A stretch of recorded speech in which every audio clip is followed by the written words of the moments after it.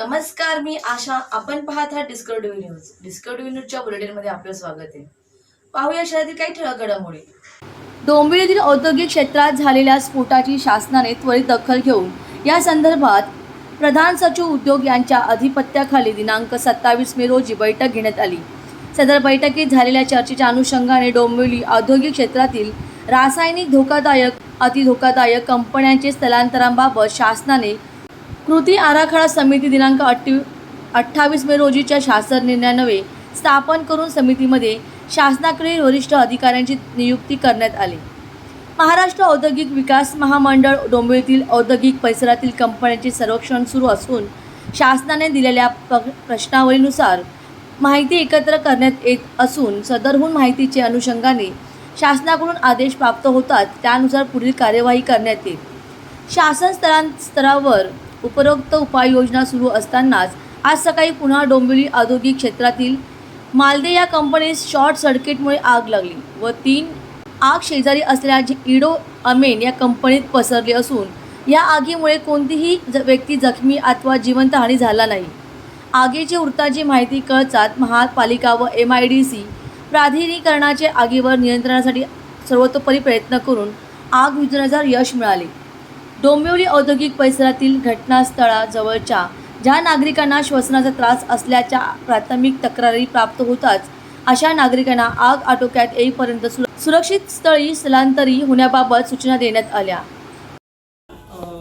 270च्या आसपासचा आकडा होता त्याचा. मग त्यांचं सर्वेक्षण झाल्यावर हे आकडेवारी जी आहे अति धोकादायक किंवा सामान्य निश्चित होईल म्हणून MIDC पाहते काम. त्यामुळे या बाबतीमध्ये मला काही कमेंट करता येणार नाही. यातली माहिती जी आहे ते MIDC ची आरो किंवा त्यांचे अधिकारी जास्त चांगल्या पद्धतीने देऊ शकतात. महापालिका सुद्धा जी एजन्सी आहे ती वेगळी आहे. सोबतच त्यांच्याकडे जे बॉयलर रिॲक्टर असतात त्यांचं पण इन्स्पेक्शन करण्याची जे एजन्सी आहे ती वेगळी असते. त्यामुळे तिकडे महानगरपालिका म्हणून आपल्याकडनं जे फर्स्ट रिस्पॉन्स भेटला पाहिजे विथ रिस्पेक्ट टू रेस्क्यू ते आपल्या मार्फत केला जातो आणि ते आजही आपण केलं आहे आणि त्या क्विक रिस्पॉन्सला आणखीन बलकट करण्याच्या अनुषंगाने आम्ही आणि MIDC सोबत आमच्या लोकांचा कपॅसिटी बिल्डिंग आणि जो आपला इन्स्ट्रुमेंट्स आहे किंवा आपलं जो फायर स्टेशन आहे त्याचं अद्ययावतीकरण करण्यासाठी आम्ही समन्वयाने काम करतो. कल्याण डोंबिवलीमध्ये 10 वॉर्ड आहे. 10ही वॉर्डमध्ये नाले सफाईची कामं करण्यात आलेली आहे. काही ठिकाणी समजा जर गाळ किंवा कचरा काढला गेला नव्हता तर पाहणी करण्यात आली होती लास्ट वीकमध्ये आणि तिकडे योग्य सूचना त्या कॉन्ट्रॅक्टर्सना देण्यात आले होते. नाले सफाईचा एक राऊंड ऑलरेडी आपण एप्रिलपासून आतापर्यंत घेतलेला आहे आणि जिथेही काही वेळेला असं पण होतं आहे की भरती आल्यामुळे जो खाडी किनारा आहे आपला काही तिकडनं कचरा किंवा पाण्याचा जो प्रमाण आहे तो परत आपल्याकडे बॅकफ्लो मारतो. हा स्ट्रॉंग वॉटर ड्रेनेजचा कॉम्प्लेक्स प्रॉब्लेम असल्याने आपण एक इंटिग्रेटेड पद्धतीने स्ट्रॉंग वॉटर ड्रेनेज मॅनेजमेंटसाठी अख्ख्या शहराचा ॲक्शन प्लॅन तयार करण्याचं नियोजन केलं आहे. सोबतच रेन वॉटर हार्वेस्टिंगवर आपल्या महानगरपालिकेमार्फत आपण एक योजना राबवण्याचा विचार केला आहे. वृक्ष लागवडीचा एक मोठ्या प्रमाणात आपण कार्यक्रम यावर्षी घेतोय जेणेकरून एकंदरीत म्हणजे जे सॉइल कन्झर्वेशन वॉटर कन्झर्वेशन या दृष्टीने आपल्याकडनं पाऊल उचलले जातील. नाला सफाई योग्यरित्या झाली पाहिजे आणि याच्यामध्ये जर कुठे त्रुटी आढळल्यास आपण त्या ठिकाणी योग्य कारवाई करू. सोबत नाला सफाई जी आहे ती एकदाची प्रोसेस नव्हे तर एक कॉन्टिन्युअस प्रोसेस आहे आणि जेव्हा पाऊस पडला तरी जर समजा एखाद्या ठिकाणी ब्लॉकेज झाला तर कॉन्ट्रॅक्टर जे आहे त्यांना सूचना दिलेली आहे की ते त्या ठिकाणी उपस्थित राहतील आणि लगेच जो वे आहे त्याला फ्लश करून क्लिअर करतील. ऑलरेडी जाहीर केलेली आहे आणि त्या अनुषंगाने जी बिल्डिंग्स आहेत त्यांच्यावर सगळ्यांना नोटीस बजावलेली गेली आहे. जी अति धोकादायक इमारती आहे पाऊस पडल्यावर आपण तात्पुरता स्वरूपात तिकडे काही लोकांना रिकामा करून घेतो. तिकडे आपण लोकांना दुसरी ठिकाणी स्थलांतरित करतो. जे फ्लडिंग पॉईंट्स आहेत त्याचेही पाणी डिपार्टमेंटकडनं करण्यात आलेली आहे आणि लोकांना जिथे जिथे स्थलांतरांची गरज पडते तिकडे पाणी जेवण याचं योग्य नियोजन जो आहे तो आपल्या डिपार्टमेंटकडनं आराखडा बनवण्यात आलेला आहे. पालिकेमध्ये जे होर्डिंग्स आहेत त्याच्यासाठी जे वेंडर आहेत ते फिक्स केले गेले होते आणि त्या वेंडर मार्फत वेगवेगळ्या ठिकाणी होर्डिंग्स उभारले जातात आणि त्याची माहिती वेंडरकडनं महानगरपालिकेला देणं बंधनकारक असते. या व्यतिरिक्त काही अनधिकृत होर्डिंग्स आपल्याकडे लावले होते. मागचे 2 आठवड्यामध्ये आपण मोठ्या प्रमाणात अनधिकृत होर्डिंग्सवर कारवाई केलेली आहे.